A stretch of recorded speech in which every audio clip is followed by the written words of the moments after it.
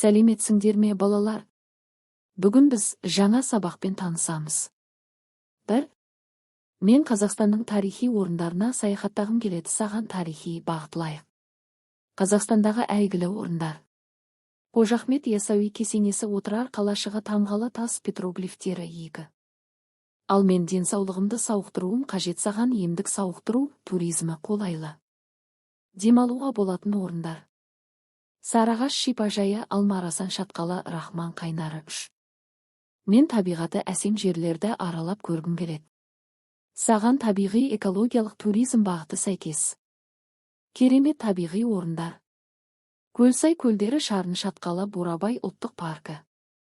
Тарихи мәдени туристік нысандар: Қожа Ахмет Яссауи кесенесі, Абай Құнанбайұлы, оған арналған ескерткіш музейлер, Қозы Көрпеш Баян Сұлу кесенесі. Табиғи туристік нысандар: Жұмбақта Шарын шатқалы, тәуіп ету, қасиетті туристік нысандар.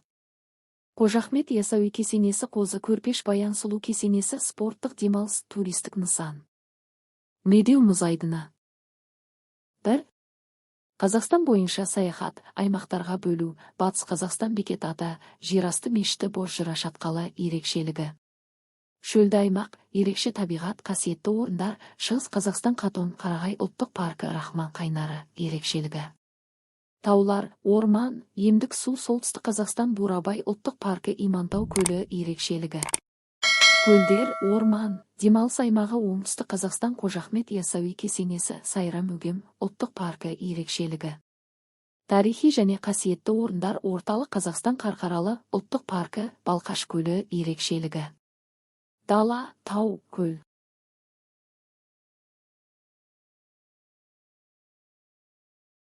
Тарихи мәдени мұралар: Қожа Ахмет Яссауи кесенесі кісі ғасырда салынған. Қазақ халқы үшін қасиетті орын. Таңбалы петроглифтері, жартастардағы ежелгі суреттер.